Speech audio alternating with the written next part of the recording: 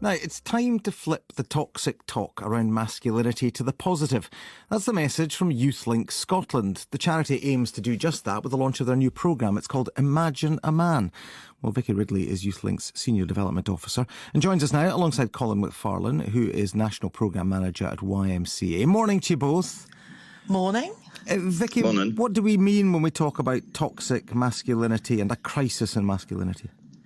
Toxic masculinity was a term that kind of came into fruition around about 2015, and it's gained such traction and such currency that it's spoken about regularly in terms of the behaviour, particularly of young working class boys.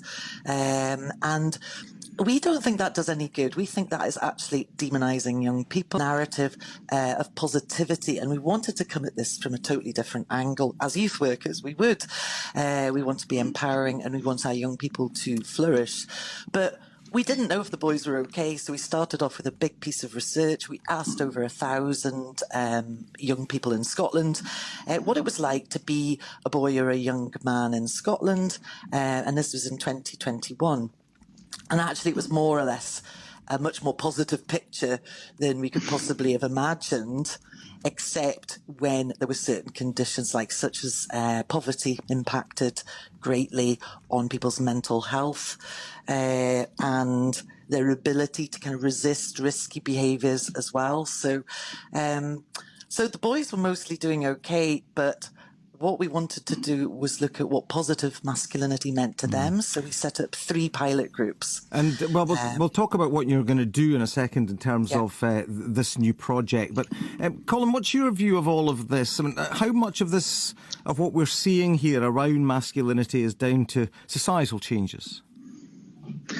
I think societal changes had a huge impact on young men's understanding of what it means to be to be a man in Scotland and wider as well. How men have defined themselves over the years has greatly changed, and there's more of an emphasis on being caring and being supportive.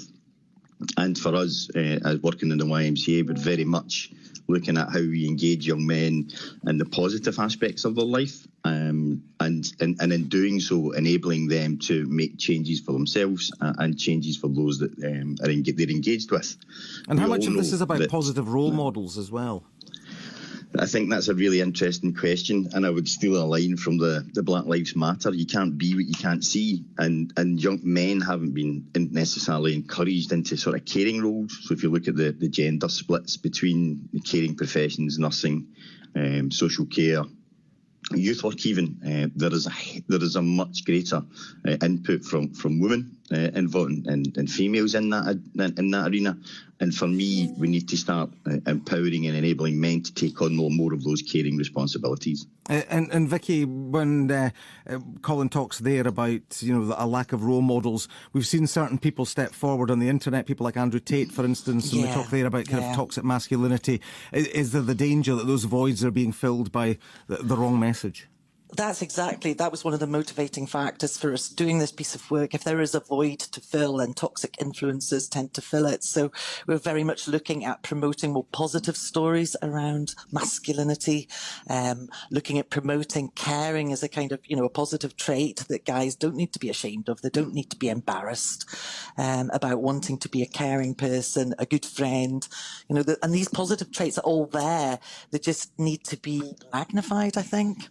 Well, indeed. And I mean, Colin, when it comes to sort of opening up and talking about emotions, etc., I mean, this is not a new conversation around men, particularly in Scotland.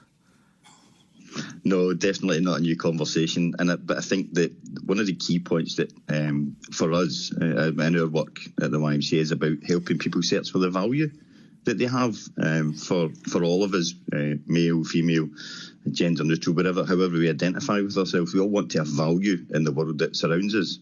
And when you're working particularly with young people, they will find that value in whatever shape, manner or form they can. And if we have positive role models, positive influencers, and people that are giving young people good messages, then what we often find, more often than not find, is that young people identify with that and start to take on those roles and those mannerisms around being a positive influence. firstly in their own lives, and secondly in their wider lives. And for us, that's a key to supporting young people. Yeah, Vicky, I imagine that's where your new programme, Imagine a Man, comes in. Because for some people it'll be a case of reimagining, because they will have ideas that, will need to be challenged.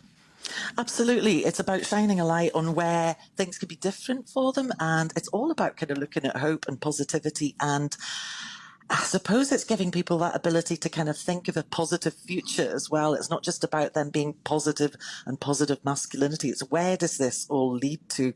And it's all about flourishing.